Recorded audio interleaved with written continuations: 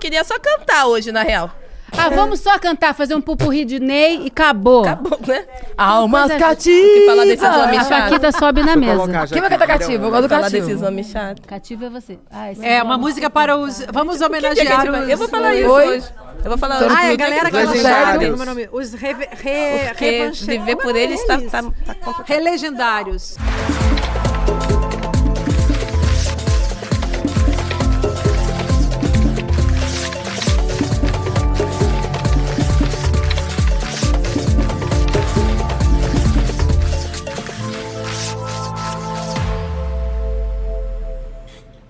Olá, é com muito prazer que começamos mais um Precisamos Conversar. Eu sou Juliana Baroni. Se você ainda não conhece o nosso programa, vem pra cá e fica com a gente. Toda terça-feira às 19 horas nos canais do ICL e quarta-feira tem reprise às 15 horas. Se você perdeu uma dessas chances, você também pode assistir no Spotify em vídeo. Eu estou sempre muito bem acompanhada dessas mulheres com M maiúsculo. Com vocês, senhoras e senhores, Açucena, Márcia Tiburi, Nina Silva e Sarazara. Oi, gente. Hoje nós vamos falar de tudo, de Alexandre de Moraes a Ney Matogrosso, então você não pode perder. Vamos começar? Bora lá, bora lá. Bora. Primeiro assunto vamos falar de um protagonista inesperado da nossa política. Ele é uma das autoridades mais poderosas da República. Para alguns, um grande vilão e para outros, um grandíssimo herói. Ele está sempre em evidência e dizem que ele é o homem certo, no lugar certo e está segurando a democracia à unha. Ele é, senhoras e senhores, já estou me repetindo, né? Alexandre de Moraes, o nosso querido Xandão. Márcia Tiburi, o que é que você acha sobre Alexandre de Moraes? Me conta. Gente, eu nunca vou esquecer que o Alexandre de Moraes foi nomeado pelo Temer, o golpista mor da nação. Então não posso fingir, como diz a Sara, fingir costume, né? E fingir simpatia. Embora tenha andado analisando o cidadão, né? E visto que ele fez uma coisa que me agradou bastante. Ele... lembro daquele daquele vídeo em que ele fica cortando pé de maconha? Eu quero, aliás, antes frisar uma coisa, embora eu seja uma defensora da legalização da maconha e de drogas, enfim, que eu acho que são usadas pelas pessoas e que são objetos também de criminalização de certos grupos, eu sou virgem de maconha, gente, nunca fumei maconha na minha vida. Não acredito. Não, quero falar isso também porque vivem me xingando de maconheira, sabe quando Mas vem não é xingar a gente? xingamento. Mas você tem cara de maconheira mesmo. Então, aí... É o que mais tem. Não, eu achei muito legal o... Corta essa parte, é sério. Não, pode Corta colocar. essa parte. Aí, olha só, eu achei muito legal, agora que teve esse voto sobre a descriminalização do porte de maconha, eu achei muito legal o argumento que ele levantou, sendo que ele apareceu lá em 2017, acho, 16, né, na época que ele foi nomeado pelo Temer. Ele apareceu cortando maconha, fazendo aquela cena toda, e parecia que ele era um cara de extrema direita, um alucinado, enfim, o Alexandre de Moraes já apareceu um cara de extrema direita. E aí, de repente, esse sujeito vem fazer uma discussão muito interessante sobre a diferença, esse caráter discricionário, discriminatório, na verdade, que existe entre portadores de maconha que são brancos e os que são pretos e pardos. E aí, várias questões vieram à tona que eu acho que vale a pena a gente, uma hora dessas, discutir. Mas apareceu a injustiça em relação às pessoas negras e às pessoas periféricas e às pessoas que portam uma quantidade mínima. E uma coisa que eu descobri estudando esse tipo de assunto, porque a gente tem que estudar muito esse assunto para entender, não basta consumir, é importante estudar. Às vezes, quando você não consome, você também gosta de estudar e defende a justiça. Mas uma coisa que me deixou estarrecida é que quem é branco tem que ter mais de 80% mais de maconha do que uma pessoa preta para ser indiciada, para ser, enfim, aprisionada em nome dessa seja, droga. Assim, loira, assim, portando maconha, você... acima de qualquer suspeita. Se eu passar com uma droga por aí, as mulheres brancas é isso, né? Os homens brancos também. Você vai ser protegido pela polícia porque você é branco. E isso é um dos mais pérfidos... uma das mais pérfidas características do racismo e do maldito privilégio da branquitude sobre o qual a gente tem que se envergonhar e mudar. Voltando ao Xandão, ele não é só famoso no Brasil, não. Ele também é muito famoso nos States. Ele conseguiu irritar o homem mais famoso do mundo, o Elon Musk. O mais famoso, não, o mais rico. Rico e famoso é quase a mesma coisa. Ele é bastante famoso também, o Elon Musk. Mas minha avó não sabe quem ele é ainda, então... Sua avó não sabe? Então... E também não tem Twitter. Graças a Deus. Eu também não tenho. Me suicidei do Twitter já faz um tempo. Desde que se chamava Twitter. Desde que se chamava Twitter. Agora chama X, né? O X só de Xuxa pra mim. O Twitter eu tô fora. Mas vem cá. E aí o Elon Musk, esse cara, ele chamou o Xandão de ditador brutal, porque ele botou ordem na casa e tirou o Twitter do ar. O que você tem a comentar sobre isso, Sara Zara? Eu acredito... Você usa o Twitter ainda? Não, não usei. Eu inventei uma vez de usar. Eu tenho horror de Twitter. A energia das pessoas no Twitter parece que vira um negócio demoníaco. Quem tá lá tá pra brigar mesmo. Aí eu nunca usei, nem quando era Twitter, não. Tem uma conta abandonada porque eu não sei como que entra pra tirar, ficou lá, mas eu nunca usei. Mas assim, o que eu gosto do Xandão é que ele é firme, né? Não esquecendo essas questões que a Márcia trouxe, ainda bem que não fui eu, foi ela que trouxe. Porque tem algumas coisas também que eu não concordava com ele na época. Mas, vamos falar hoje, né? Hoje, pela firmeza que ele tá passando e se mantendo ali no propósito, pra mim tá coerente, sabe? Ele não tá cedendo à pressão, como muitos outros fizeram, de tentar ficar em cima do muro, de virar um muro. Então, pra mim, tá bom. Agora, irritar o Elon Musk é fácil, gente. Se ele é da 5ª série, se traz um da 8ª, fica fácil, entendeu? Então, ele é rico com dinheiro no bolso. Então, é um homem infantil. E eu tô mais puta com ele, porque eu tô morando no meio do mato agora. Aí, eu me cedeu ao capitalismo, né? Falei, a única internet que tem pra mim era a tal da Starlink. Pois nem ele quis, acredita? Falou que não tinha. Eu falei, o vagabundo ordinário. Falou que tem, não tem. Mas então, olha, não é tudo vocês isso, devem estar não, se tá? perguntando aí em casa, mas por que vocês estão falando do Alexandre de Moraes? Porque ele não sai das manchetes do jornal. E na última semana, ele irritou 2 pessoas emblemáticas. O imbrochável, na UTI, e aquele que tem aquilo roxo. Vocês lembram do Fernando Collor? Tá na cadeia. Ai, que susto, Juliana. É que você é muito nova, você não deve lembrar dele dizendo... Lembro. Você já tinha nascido em 90. Gente, eu juro pela minha vida, eu não tô brincando. Deus pode me castigar se eu mentindo. Eu nasci em 88. E o negócio do Collor foi em 90. Eu lembro de coisas. Eu tô falando sério. O Saci me deixa lembrar. Eu lembro até que anunciaram um suicídio de alguém no jornal. A gente vai falar sobre lembro disso. isso. Eu era bem pequena. Não, guarda que isso é um assunto muito importante. Esse é o assunto que a gente quer. Porque mas eu lembro. O Fernando Collor, ele foi mandado pra prisão não por causa do impeachment lá de 1992. Ele teve... Enfim, ele roubou dinheiro, vamos falar a verdade. Ele teve uma benefícios em contratos. Crime de... Ele foi condenado pelo crime de corrupção e lavagem de dinheiro. De 2010 a 2014, ele roubou 20 milhões. Né, benefícios Nina? em contratos da BR Distribuidora. Temos uma especialista aqui, né, para...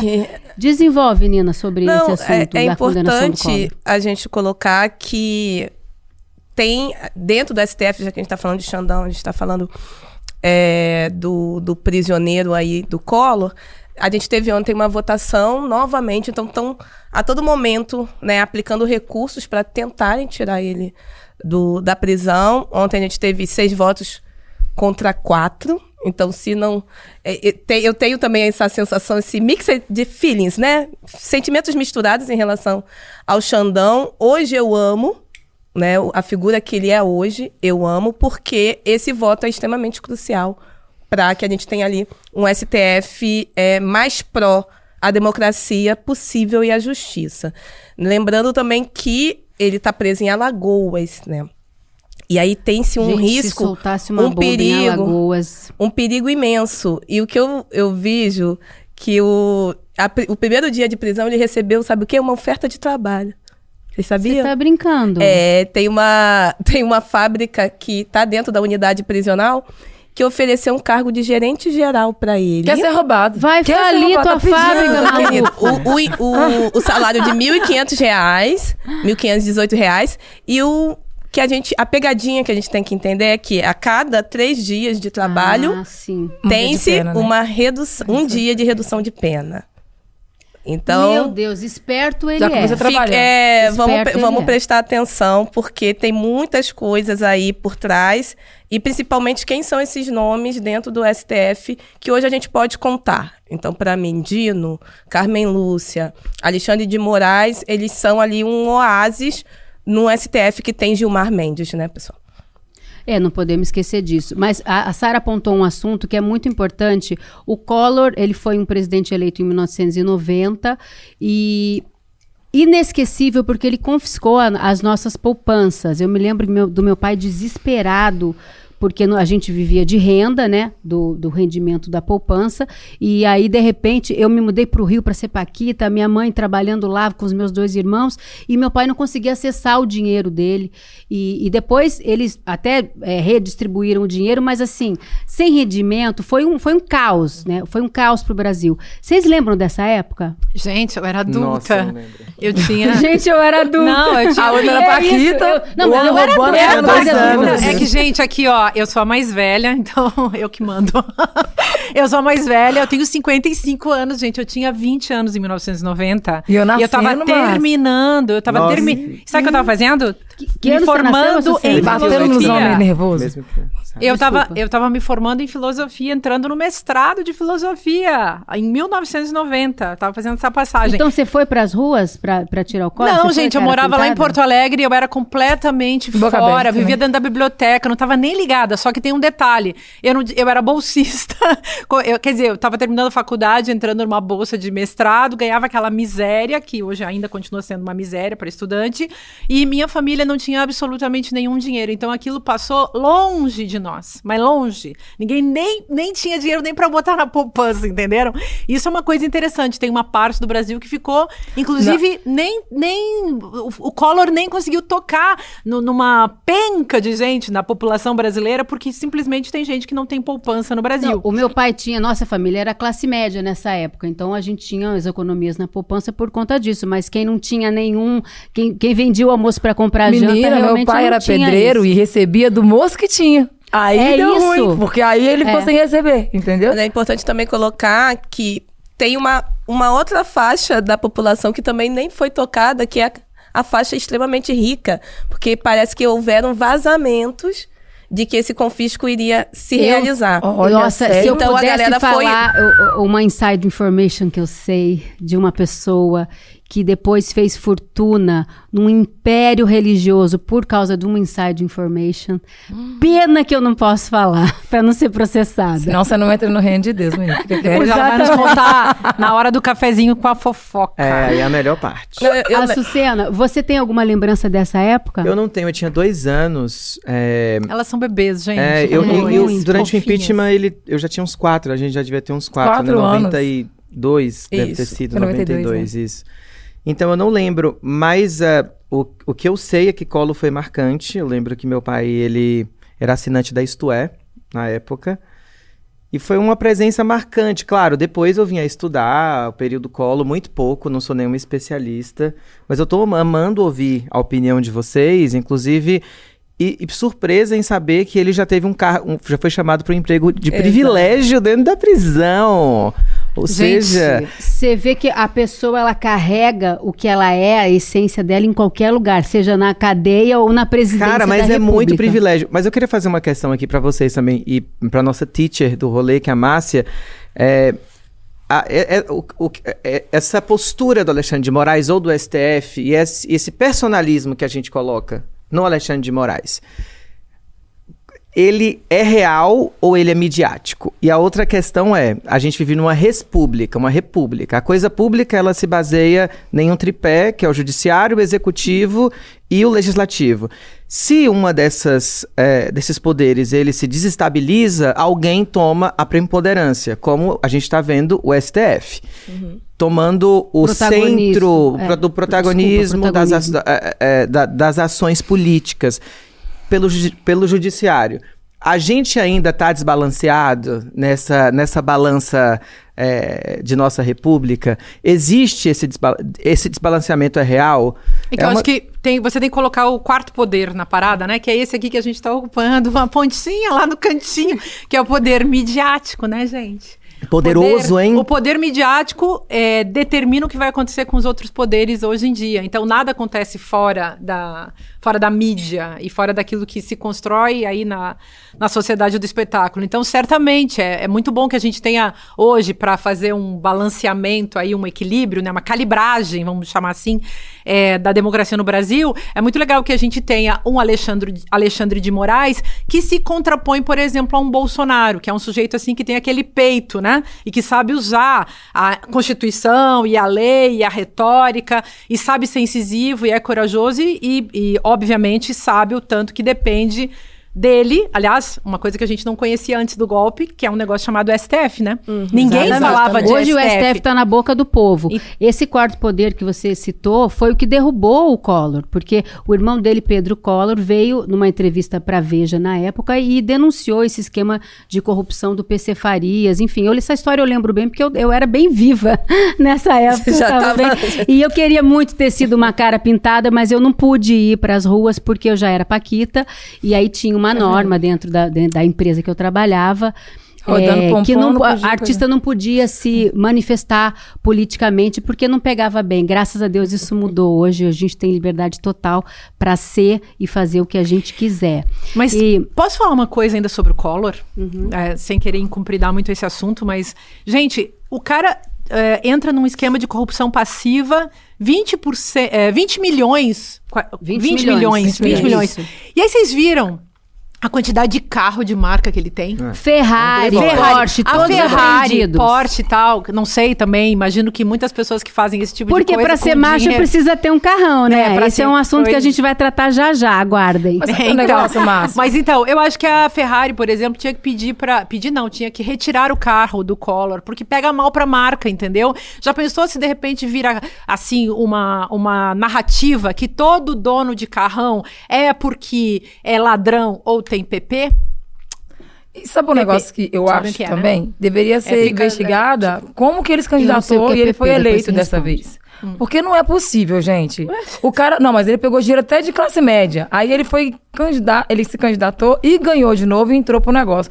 Tinha que averiguar se foi de forma limpa e honesta, porque eu não acredito. Não, nada que vem dali é muito limpo e honesto. Então, mesmo tendo, né, como é que chama? Eu sei que tem a ficha limpa e a memória do brasileiro é curta, mas, gente, não é possível que o povo ia eleger ele de novo. Assim. Sarah, você mas essa é a nossa revolta. Pelo amor de Deus. Então ele nem roubou dessa vez. Ele teve a licença de já pegar. O pessoal já deixou ele sabendo que ia pegar. Sarah, a pergunta também é: quem é que tem coragem de votar num Collor depois de tudo que aconteceu? Vão lá e reelegem uma figura dessas. É como reeleger o filho do Bolsonaro, Bolsonaro e essa figura... Não, gente, e por falar nisso, o Xandão também mandou uma oficial de justiça lá na UTI para intimar o Bolsonaro e ele fez um escândalo. Porque, enfim, não, imagina, eu tô numa UTI, olha que absurdo. Mais um dia antes ele estava ao vivo no Jornal do SBT com César Filho. Ele montou praticamente um estúdio de televisão dentro da UTI, o que eu não sei como é possível poder, porque tem uma questão de infecção bacteriana hospitalar, não deve poder isso, né? E mas para ele pode, né? Tudo. E ele fez uma live para vender capacete pro Nelson Piquet, que é outro, desculpa, eu conheci pessoalmente, ele é um... Vou falar um palavrão, posso? Escroto. Não é palavrão. Eu vou ser cancelada. Eu vou nada, ele foi mesmo. Eu era criança e ele foi bem mal educado comigo. Comente, nossa querida Açucena, esse circo dos horrores. Cara, eu acho que é o seguinte, ela tocou numa coisa que ela chamou de quarto poder, que é a mídia. E a gente não pode esquecer que o Bolsonaro, ele criou um departamento midiático para a criação de fake news, que era chamado de que? Departamento do ódio? Gabinete do ódio. Então é algo para a gente ficar muito atenta quando a gente fala de democracia, quando a gente fala de como o Bolsonaro se utiliza de todas as não só as jogadas, mas os infortúnios ou as benesses do seu cotidiano para fazer uma jogada de marketing cabulosa. E eu acho isso não só, claro, que existe todo um backstage junto com ele. E que é um backstage muito poderoso. E como que a gente lida com esse cotidiano, porque eles estão pautando também as nossas pautas, eles estão pautando a nossa legislação, eles estão pautando a nossa moralidade, o que a gente acha por bem ou por mal. Então, por exemplo, quando a gente discute a questão trans, por exemplo, de como eles pautam de forma descarada, sem vergonha, e aí... Enfim, a tia do WhatsApp ou o tio do WhatsApp, que é da minha família, que é da família de cada uma de vocês, não conseguem discernir uma coisa da outra.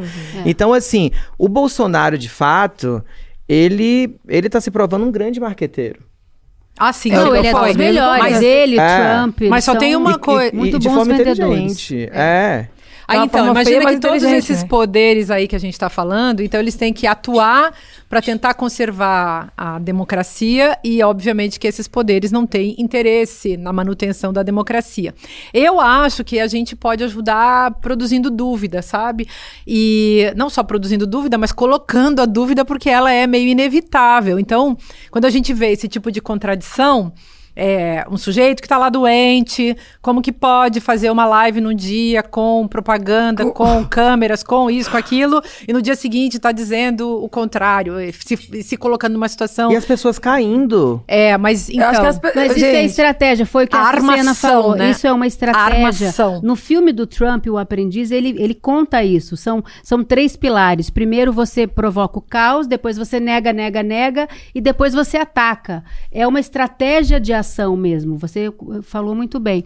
Que eu achei muito absurdo a venda do capacete, de tudo, eu juro. A live do capacete foi isso mesmo? De verdade, não, o moço foi lá com o capacete e ele com o cano no nariz, o negócio lá, falando daquele jeito estranho, com a barriga cheia de costura, e o povo falando que vendeu o capacete caro. Eu falei, gente, é o Brasil. Será que a gente tá pronto realmente pra usar a democracia? Eu acho que não dá. Tinha que tirar a democracia todinha, guardar e falar, não, nós vamos escolher pra vocês, porque vocês não estão sabendo usar o negócio. Cuidado, não fala isso não, porque perigoso, a gente já é chamado... Fala isso não, que a gente já é falado de... Né, é perigoso. É perigoso. É perigoso, mas o que ela tá falando não tem é verdade. ponto. Sério, porque muita gente... Ela tá fazendo, na verdade, é uma crítica. Ela não tá dizendo é porque o povo isso... não entende de sátira. Aí pega o recorte do que ela falou... E joga como se fosse... Não, mas ela o brasileiro não sabe usar o poder da democracia. Aprender a votar, precisa aprender. Não, e não só... É tão básico e fácil e simples, sabe? E o negócio vira um birimbolo tão idiota que alguém tinha que escolher uma coisa boa e falar, isso é bom e acabou. Não vai ter. Dentro de um bom senso justo, porque quando deixa a pessoa escolher, elas escolhem o... Gente, escolheu o Bolsonaro daquele jeito, pelo amor de Deus. A Sara tá falando um negócio que lá nos academiquês a gente chama de paradoxo da democracia, né? Que é como é que as pessoas usam o voto, que é um instrumento democrático, para eleger um projeto antidemocrático contra a democracia. Então você vai lá e destrói a democracia através dos seus próprios mecanismos, que foi o que aconteceu no Brasil e que levou o Brasil ao afundamento horroroso que a gente presenciou entre 2018 e 2022. Exatamente. Para deixar o assunto assim um pouco mais leve e... Você não vai conseguir, querida. Eu vou tentar, eu juro que eu vou tentar. Eu estava vendo um post da Manu Dávila essa semana e ela falando sobre um negócio chamado Legendários. Eu olhei automaticamente e falei assim, Legendários, né? O programa do Marcos Mion na Rede Record. Eu lembro, era ruim pra caramba. Mas eu fui ver o vídeo, o negócio era ainda pior. Legendários, gente, se você não sabe o que é, eu vou te contar. É uma seita, como é que fala? Uma seita. É um movimento. Com comportamento de seita. Um movimento só para machos, muito machos, brancos, que custa uma fortuna, custa entre 500 e 80 mil reais, que mistura coach com religião, com atividade física extrema, para você encontrar o seu macho original, o seu guerreiro, o seu... Tem grito de guerra que é Ahu! Tem umas coisas totalmente absurdas. Mas assim, é sério, tá? Isso acontece, tá cada vez mais popular. E você já ouviu falar de Legendários? Você assistiu o programa do Mion? Como é que é isso, Nina? Graças a Deus, nem uma coisa nem outra. Já ouvi falar, sim, do Legendários, agora, porque tem nomes célebres, né? Ou subcélebres, dentro do que eu não sei nem célebres. intitular. Ex-BBB, Eliezer, isso é célebre. Uma galerinha massa, né? Pablo Neymar Marçal. Pai, Marçal. E o Marçal, lembrando que o Marçal assim. foi novamente aí... Inelegível. Inelegível, então precisamos pontuar, já que a gente está Por falando de quanto STF. tempo? 8 anos? 8 anos, cabe ainda recurso, mas mantemos aqui a força de que não vamos ter esse parasita. Arru! Pelo menos por 8 anos. Pelo menos por 8 anos, então por isso o poder e a importância da democracia quando funciona os nossos processos eleitorais. Mas voltando aos legendários, assim, esse lugar o mais engraçado de tudo é que eles chamam que o legendário 001 foi Jesus. Sendo que... Não, volta rapidinho. Volta, Olha pra mim, você que tá em casa. Isso não é piada, tá? Isso é verdade. Eles chamam de legendário 001 o próprio Jesus Cristo. Olha o tamanho do absurdo. Mas Jesus falou que não liga, não. Jesus tá... Segue, Nina. Desculpa, eu te interrompi, mas é que é importante frisar isso. Você que pensa, eu quero saber Vai. qual é a opinião de Jesus. Deixa a Nina concluir, vão dizer que eu tô cortando a garota, por favor. Então, esse lugar de colocar Jesus como pauta, né, como se fosse o primeiro, como se fosse um símbolo, é extremamente um lugar autocentrado, né? E esse autocentrismo que o Jesus não prega e nunca pregou, né? Que Tudo Jesus que sempre Jesus esteve não ali né? pelo outro e dito por nós. Pelo menos é o que eu ouço das pessoas cristãs. E pelo que eu li, né? E enquanto a gente vê um legendário colocando que nós somos os maridos, né, fortes. Então, esse lugar centralizado novamente desse homem provedor e centro do mundo, esse homem branco, vamos colocar aí, com uma heteronormatividade profunda. Então, é sim um movimento que se diz ser suprapartidário, que não tem viés político, mas é sim um movimento conservador e de retomada desses lugares que a gente tem visto hoje, de governo Trump, de retorno, né, de bolsonarismo, mas o bolsonarismo nunca morreu, infelizmente. É mais um alicerce da extrema-direita. Da extrema-direita, sim. E são figuras que estão conectadas à extrema-direita, sim. Não se iludem, não estão nem um pouco conectados com o movimento religioso enquanto religião cristã do jeito que tem que ser. Ou agora vem ser. cá, o homem precisa pagar 80 mil 81. para subir 81 mil para subir uma montanha e encontrar Jesus e lá descobrir o que é ser um pai, o que é ser um bom marido, o que é ser uma boa pessoa, Eu tenho uma proposta para você. No almoço de domingo tem uma montanha de louça para você ajudar a gente a lavar. Que tal? Ou você lavar sozinho sem a gente ter que pedir? A Sucena, comenta alguma coisa, porque eu tô bem fora de controle hoje. Assim, me dá uma tristeza muito grande, porque assim, existe uma especulação em torno dessa imagem desse homem. Então, essa imagem desse homem tem que ser uma imagem cristã. E óbvio que há uma construção especulativa do que é esse homem de Deus, justamente. E é um homem instagramável. É o homem que vai para a montanha e mostra toda uma experiência heróica, que de heroísmo não tem nada, mas é como você vende, né? É como você vende o grito de guerra. É quase como um guerreiro, mas um eremita guerreiro, indo buscar e se encontrar com Deus. Qual Deus é esse? E aí existem algumas questões para a gente colocar. Eu fiquei até me lembrando na época da faculdade, quando a gente vai, um dos primeiros livrinhos, né, de faculdade de História é A Ética Protestante e o Espírito do Capitalismo, do Max Weber, que coloca a gente diante de uma problemática radical do calvinismo, que é a predestinação absoluta. Que para todo mundo se provar predestinado, o cristianismo se encontra com a acumulação de bens e a alavancagem social por essa acumulação. Logo, se eu estou bem na terra financeiramente, eu sou um predestinado. Então é como se existisse uma eleição divina por quanto você acumula de dinheiro nessa terra. E aí é muito triste, porque, óbvio, isso se afasta diretamente do que significa cristianismo. Porque, primeiro, dizem que Jesus não era bonito, né? Tá escrito lá, por um de seus apóstolos. Não era nem saradinho e nem subia montanhas assim, pelo contrário. E nem era branco de olhos azuis. Não, pelo contrário, justamente. Imagina, um mouresco que nasceu no deserto. Enfim, a minha colocação é uma colocação de extrema tristeza e de entender que o que a gente chama de evangélico, de movimento evangélico hoje, lógico que eu queria ponderar uma coisa antes. Existe também um movimento evangélico muito sério e de pessoas que têm combatido criticamente esse movimento, assim como eu tenho visto Caio Fábio de Araújo, que é um reverendo. Poxa, você! A nossa Tá falando de gente séria. Nossa queridíssima Saciane. O Ed Renekiewicz, que são alguns reverendos e pastores que de fato têm outro tipo de postura, porque quando uma religião ela começa a ganhar proporções muito grandes, vão existindo as suas cisões.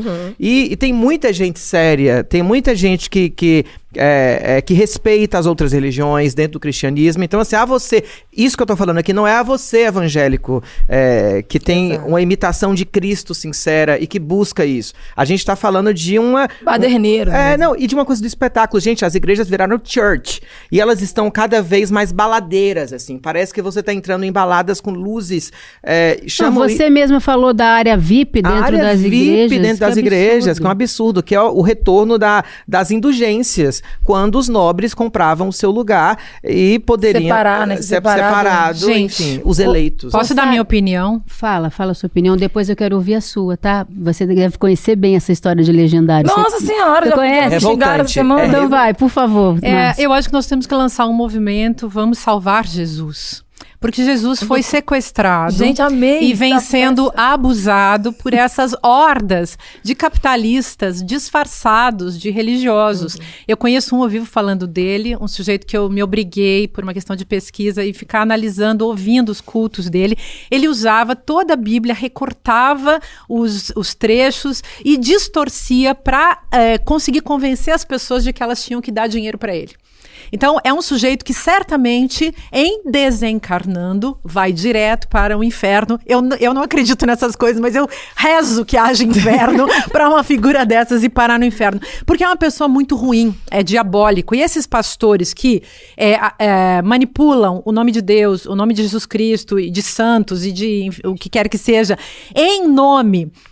de fundos, de angariar dinheiro, de roubar, de extorquir, de enganar as pessoas, essa gente não é de Deus. Essa gente é absolutamente diabólica e demoníaca. Eu acho que o diabo não tá tão assim. Não, mas entenda. Só o diabo não tá tão ruim assim, não. O povo tá safado. Não fala mal do diabo, não. Não, defender o diabo. Não, tô querendo dizer o diabo cristão, aquela figura do mal, porque obviamente, para nós que somos sincréticos e acreditamos em muitas coisas e curtimos o balangandã todo, o carnaval dessa história toda e a beleza disso tudo, a gente vai feliz acreditando, inclusive nas confusões, né, que muitas vezes as pessoas criam. Mas deixa pra lá essa história. Eu só queria dizer que acho que nós precisamos criar um movimento Vamos Salvar Jesus dessa igreja anticrística. Porque é disso que se trata. Salve Jesus. É um bando de gente, é uma igreja de anticristos e que estão aí mistificando, enganando o povo e o pobre do povo otário. Eu sou muito preocupada com isso, porque eu sou uma professora de filosofia, né, gente? Passei a vida pensando em como que as pessoas pensam o que pensam, sentem o que sentem, constroem suas mentalidades, e ver gente sendo tratada que nem imbecil, que nem otária, me consterna, mas me deixa muito muito homens, triste. Eles estão completamente perdidos, né, Sara? Porque é um grito de desespero você tá pagar... as mulheres desses caras, elas são mais perdidas que eles, pelo amor de Deus. Por que elas? Porque quer um homem desse, ainda paga pra eles irem lá, entendeu? Tem mulheres que pagam, tem mulheres que ficam pagam. ansiosas esperando eles chegarem. Mas assim, quando eu comecei a analisar essa questão do Legendários, pra mim é uma forma mais descarada que eles inventaram de esfregar na cara do mundo e negar que a mulher é potente e que ela tem algum tipo de influência na vida do homem, entendeu? Porque considerando que na igreja a mulher fica abaixo do homem porque ela é submissa, né, na questão religiosa, na política, hoje o tal do conservadorismo tá pegando a mulher e colocando por baixo, eles criaram um movimento rápido para levar o homem lá para aprender a ser homem, porque o homem é criado por mulher, o homem o tempo todo tem uma influência feminina na vida dele. Eles estão pegando esses caras, estão levando eles pro mato, longe de qualquer interferência feminina, para provar que um homem quando se cria sozinho, sem mulher perto, ele vira homem. Como que pode? Cara, eu fiquei puta. Falei, gente, como é que... as mulheres em casa estão deixando, tipo assim, realmente, eu não sirvo pra orientar o meu marido a ser homem o suficiente. É pra negar que um homem precisa de uma mulher pra ajudar eles a crescerem. Pra mim, não tem outra explicação. Nossa, brilhante. Aí entra a igreja no meio, porque as crentes... Desculpa, gente, as evangélicas... fervorosa. Não, acredita que é crente. Deus que tá mandando, né? Aí entra a questão política, porque hoje se ensinou que a mulher serve pra poder auxiliar o marido e a mulher não tem voz. Aí eles ficam lá dando dinheiro pra esse cara. E olha, gente, eu juro pra vocês, o perfil das mulheres. Mayra Card, por exemplo. Mayra Card é inteligente pra caramba. A mulher foi pro Big Brother, que ela não era conhecida. O marido dela é legendário? É o coisa, menino, o Thiago quem? Coisado. Esqueci o nome dele. Negro? Não, mas o ex foi.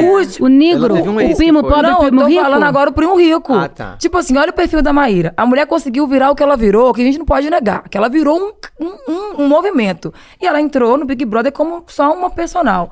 Olha o que ela conseguiu se criar e olha o que ela conseguiu construir sozinha. Entendeu?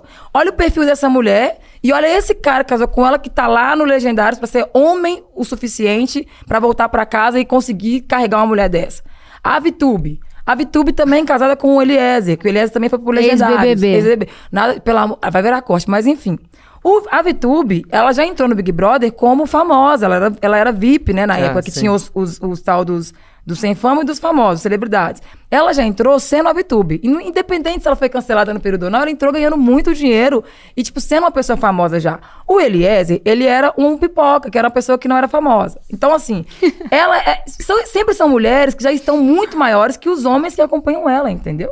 E aí que eu fico entendendo, como que essas mulheres, essas que se criaram desse tanto, que fizeram dinheiro, que fizeram empresa, império, consegue acreditar que um marido delas, pra ser um homem decente, tem que ir pra um mato com um monte de outro homem que, inclusive, o dono do negócio traiu mais de 16 vezes a e mulher você dele. sabe que eu vi um vídeo Ai, que calor, os homens... gente. Deixa eu contar uma fofoca pra vocês. Você deu agora uma aula de cultura pop. Parabéns. Quanto que ganha? Negócio de Vitube, pipoca, eu não sabia nada disso. Ó, calma, rapidinho.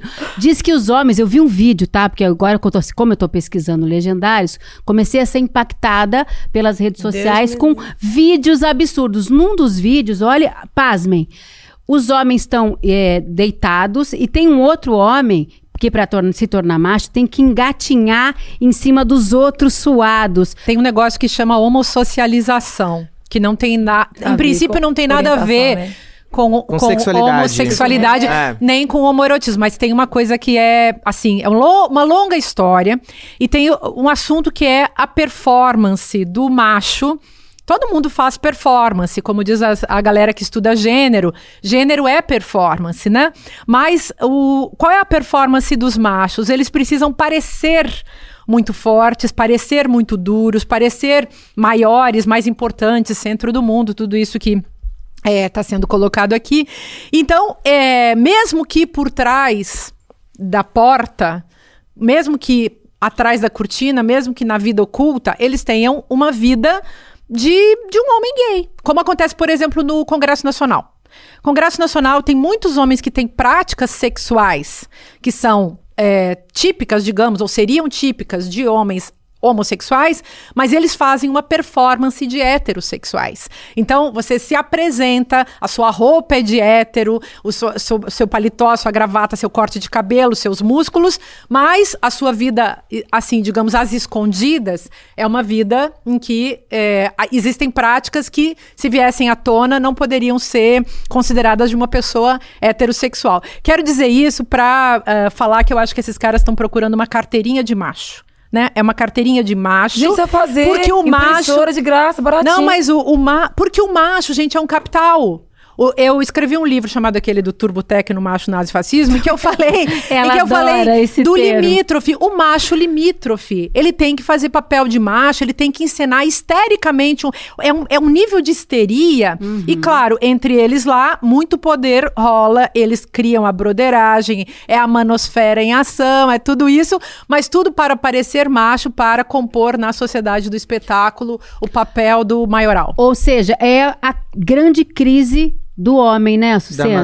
Da masculinidade. Não, e tem a outra história, né? De homens que são heterossexuais, mas são homoafetivos. Que eles amam estar com homens e contar da sua vida para Pedir os homens, conselho. rir com os homens, jogar futebol com os homens, beber com os homens e jantar com eles. Então, assim... Por trás, misoginia bruta. Misoginia Sim, bruta. e sabe o que é o pior, Não, Açucena? aqueles grupos de WhatsApp que eles ficam falando absurdos. De mulheres. Mandando figurinhas. Isso é o absurdo, assim, elevado E fora, a só pra concluir, fora que os homens, eles costumam vigiar o pau do outro.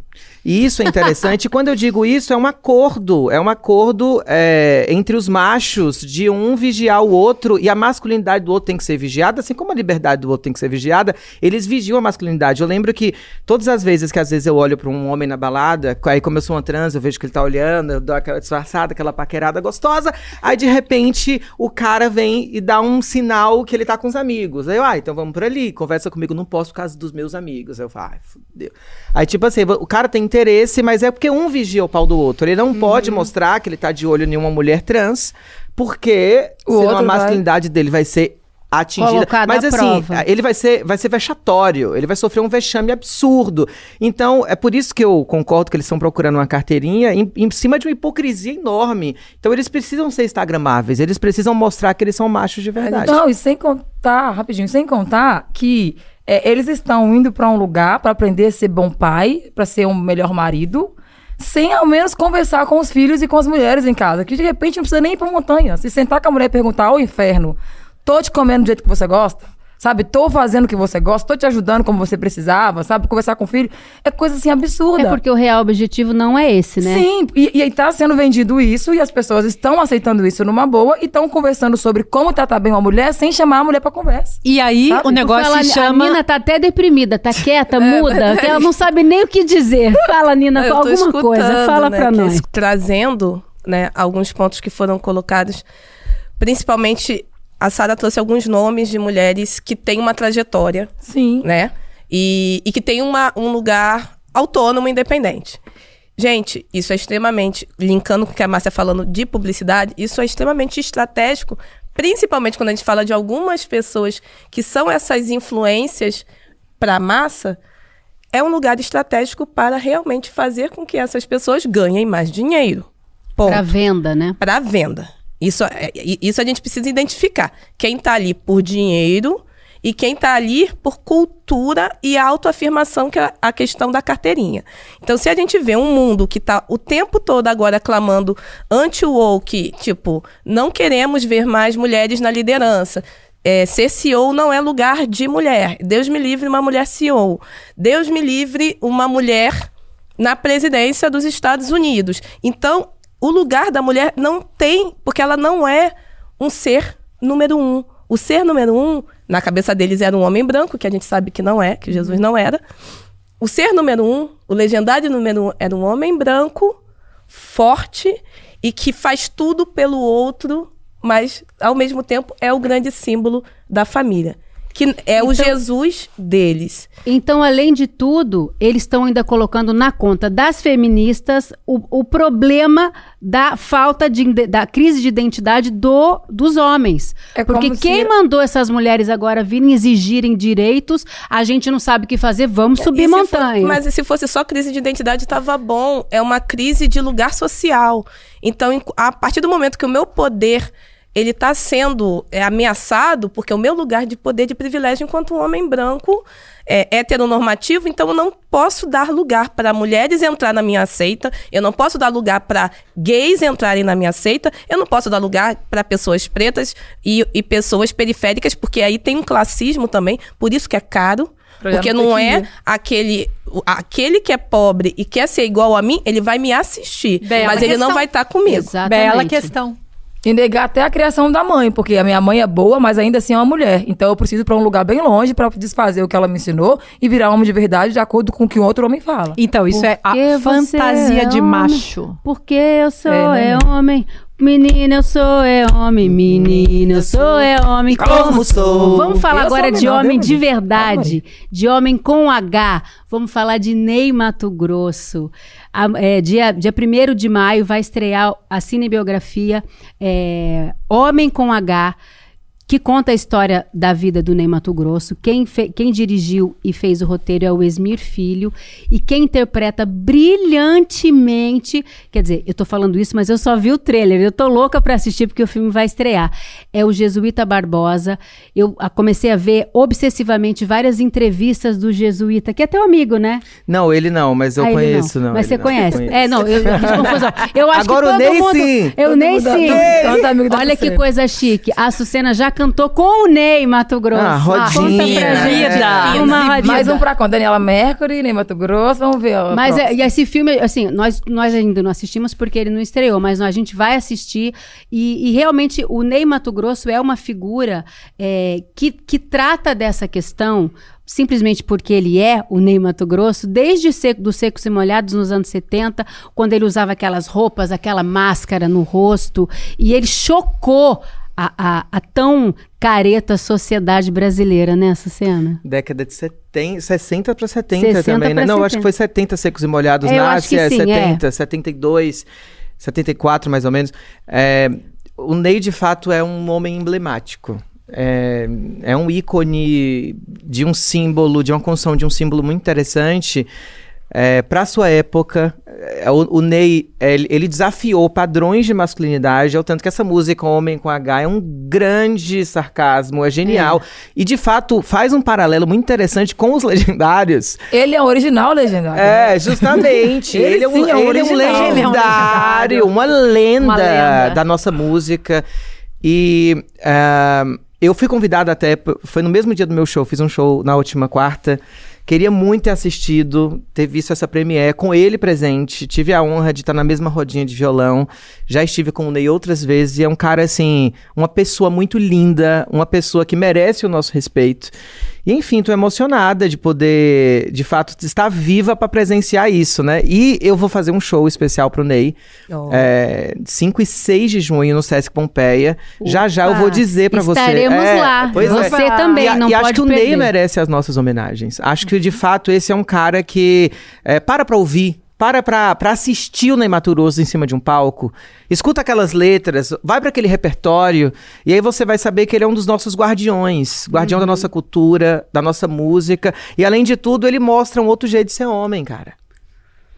Um homem integral, né? O que é um homem com H, Márcia Tiburi?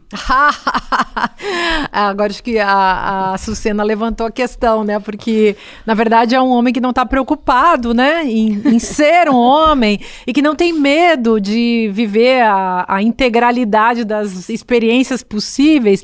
É uma pessoa que sai da fantasia, né? Que para de cumprir aquele papel de ser o homem careta, conservador, da performance. Agora, eu acho que a masculinidade realmente está em crise e que vai ser muito difícil para os homens se melhorarem. Porque o que eles recebem em termos de horizonte, de compreensão, o modo como eles são criados, nessa posição que a Nina apontou, né, do sujeito que é o número 1, né, como a Simone de Beauvoir que falava isso no Segundo Sexo.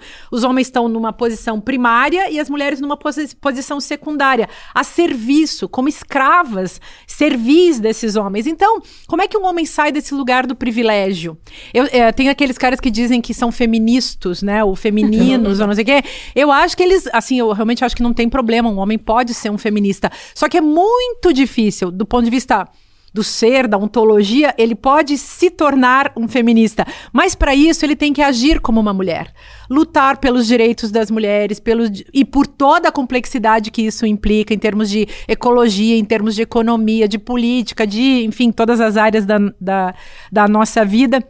Então é uma coisa realmente muito complicada um homem conseguir sair daquela posição sempre vantajosa, a do privilégio, e conseguir atuar na sociedade como uma pessoa normal, que são as mulheres. Ô, Sara, o que é um homem com H? Eu acho que essa questão do homem com H é o homem que entendeu que ele é homem, que ele entendeu que... até o que ela estava falando agora sobre o homem ser feminista, pra mim não tem como o homem ser feminista, porque o feminismo só existe porque precisou de mulheres sair do seu lugar para poder criar um espaço onde elas pudessem viver de forma igualitária. Eles são aliados, né? E quando o homem entende essa necessidade da mulher de viver de forma igual, ele já tá entendendo a obrigação do ser humano de viver igual, Tá né? entendendo o óbvio. O né? óbvio. Então, assim, ele não precisa de sair do lugar de privilégio pra ele poder fazer o que a gente tem que fazer como mulher pra ter nosso espaço. Então, eu acho que não tem como ele ser um feminista. Ele pode ser um aliado da causa. Antimachista? Ele pode ser antimachista. Isso, ele pode ser antimachista. E eu tava lembrando da questão do Ney, a primeira experiência que eu tive conhecendo o Ney Matogrosso foi na 4ª série, que uma professora tava explicando, saiu no jornal, ele com um pano na cabeça, aí começaram a chamar o menino da nossa sala, que era mais afeminado, né, que ele era gay logo de começo, de Ney Matogrosso. Os meninos começaram a chamar ele de Ney Matogrosso. Ai, Tadinho, Neyzinho. né? É um elogio, mas naquela época Naquela época Aí ainda minha professora Edna falou assim, gente, um homem gay ainda assim é homem. Foi aí que eu fui entender, que ela explicou. O homem gay também é homem. E começou a explicar sobre essa questão de orientação e tal. E aí eu lembro muito Nossa, do Ney que professora Matogrosso. boa. Que professora Poxa, na 4ª maravilhosa. série, Pra você, professora Nina, Edna. o que é um homem com H? Nossa, um homem com H é uma pessoa, né? Acima de tudo. Pessoa Então, normal. com sua subjetividade, com as suas demandas, com as suas fragilidades e suas fortalezas. Porque eu fico com muito medo todas as nossas agendas são pautadas em cima sempre do outro e nunca em cima do que nos fere e que também nos move, né? E aí, enquanto nós mulheres, fica parecendo sempre uma dicotomia que nós, enquanto sociedade, estávamos saindo desse lugar de binarismos. E aí parece que a gente retrocedeu 500 anos, sabe? E isso vem me incomodando num nível muito nos anos 80, grande. o próprio Ney fez uma brincadeira junto com Léo Jaime, naquela música Thelma, eu não sou gay, o que fazem de mim são calúnias. E ele é um grande deboche. Eu lembro que eu tinha, sei lá, 8 anos de idade. Eu cantava isso a plenos pulmões na rua de casa, meio sem saber o que aquelas palavras significavam, só porque a música era uma balada romântica maravilhosa. E a complementação é simplesmente sobre esse lugar, né? Thelma, eu não sou gay. Qual lugar que esse homem pode ter? Esse homem, sim, pode ter suas sexualidades, no plural. Esse homem, sim, ele é um menino negro também. Por que não? Ele pode ser um menino indígena, porque quando a gente fala disso, a gente não tá falando desses homens. Que homem que eu tô falando? Porque um legendário, ele tem que ser violento, ele tem que ter a força ativa. Um homem preto não pode ser violento, porque se ele for fazer força bruta, ele é o possível agressivo, estuprador, sabe? Criminoso. Então, de que homem que a gente está falando? Não é nem um mantenedor. Não são todos os homens. Então, eu queria muito que esse homem com H pudesse ser qualquer homem, qualquer... Né? E também ser homem, mas não simplesmente eu tenho que deixar gay, né? E eu tenho que deixar de ser homem também é uma coisa muito ruim, que é a coisa do feminista, é como se fosse desculpa, eu sou homem, que pra mim também é muito ruim, porque a gente tira também determinadas individualidades, que por que não ser homem, mas ser homem é ser uma pessoa, da mesma maneira que uma mulher também. Eu queria aproveitar esse assunto só para fazer um parêntese aqui e para dizer que assim, como um homem de 80 anos, a gente viu nas redes sociais, ficou aos prantos, porque homens choram, viu, gente? Quando tô falando do Gilberto Gil, que recebeu de surpresa sua filha Preta Gil no show Tempo Rei, no último sábado, aqui em São Paulo, no Allianz Parque. Você estava lá? Eu tava então lá. Conta essa experiência pra gente. É emocionante demais e eu penso que a gente tá falando de 2 homens, né? Ney Matogrosso e Gilberto Gil. E ambos apregoaram uma coisa muito bonita, que tá para além da sexualidade. O gênero, ele é cultural antes de tudo. Porque somos seres humanos. E nós, enquanto seres humanos, nós produzimos cultura, que é uma das características mais lindas de nossa produção. E aí, eles, muito mais do que falar de sexualidade ou de gênero, existe esse brincar com essas energias que nos compõem. Eu lembro o quanto eu neguei a minha energia masculina enquanto eu fui me entendendo como Açucena, embora eu saiba que essa energia também me compõe, porque eu sou um ser humano. Eu não estou apartada da sociedade, assim como o Gil entendeu que ele é um ser humano, e assim como o Ney entendeu que ele é um ser humano, e entre um e outro, embora um se declare gay, o outro teve uma fluidez durante a sua juventude, e ele fala isso abertamente, embora ele se considere heterossexual, enfim, nós dois, Ney e Gil, temos uma energia feminina maravilhosa. E como que a gente reverbera aquilo que somos e aquilo que tá em nós? Enfim, as pessoas trans entendem isso de uma maneira, as lésbicas entendem de outra, as mulheres cisgêneras, talvez como Dilma Rousseff, que teve que colocar uma energia fálica para ser a Dilma Rousseff, entenda de outra. Então, essas energias, e o que eu acho mais bonito na arte, é que não tem como você ser um grande artista se você não entende que você é um ser humano que vai brincar com essas energias que nos compõem. Então, senão você não tá inteiro, você e por não isso tá que completo, o Gil chorou. Não precisa subir montanha. Por isso que o Gil sempre deu uma bitoquinha na boca dos caras. Por isso que ele já experimentou um outro cara. Com essa história de falava, não, mas você fala de um jeito afeminado. Tem até o Roda Viva clássico que ele responde, mas o que é o masculino, o que é o feminino? Isso nos compõe, é importante que todo homem vai saber do que eu tô falando, que a gente, em qualquer traço de feminilidade possível, a gente vai sofrer uma doutrinação na nossa infância, pelos nossos amigos, pela nossa família, pelos nossos professores. Uma doutrinação. Direito. Justamente. Sentar de perna Agora cruzada tem. pra homem é um bagulho absurdo, né? Deixa eu só concluir a minha homenagem ao à Gil, Preta. Ao Gil. Preta. Porque, assim, foi uma cena... Eu não estava lá, mas eu assisti 1000 vezes pelas redes sociais. Primeiro, Preta entra em cena amparada pela cunhada e pela irmã, com muita fragilidade física, porque ela está passando por um tratamento severo contra um câncer. E a hora que ela senta num banquinho ao lado do seu pai e abre a boca, mas veio uma força... Eternizou Preta, né? Eternizou Preta, eternizou Gil e eternizou todas as pessoas que foram impactadas por essa cena, que é além do tempo. Ela cantando drão. Ela cantando drão, exatamente. Que é a canção pra mãe dela. Que é a canção que o Gil compôs pra mãe dela, Sandra Gadelha, Sandrão, que também estava presente, também tem imagens dela no camarote, quer dizer, uma consagração familiar. Eu quero mandar todas as nossas energias maravilhosas de saúde, de cura pra Preta Gil, que deu uma aula de eternidade para todo o Brasil, né? E o Gil de legado, né? E o Gil de legado. Ai, homem com H é homem que faz letra igual drão pra gente. Ninguém me fez nenhuma. Gente, que triste, né? Nossa. É bonito, né? Você tem música, Márcia? Tenho. Ah, meu Deus. Ah, gente, nem não tem escrever música, não, livro. gente, pelo amor.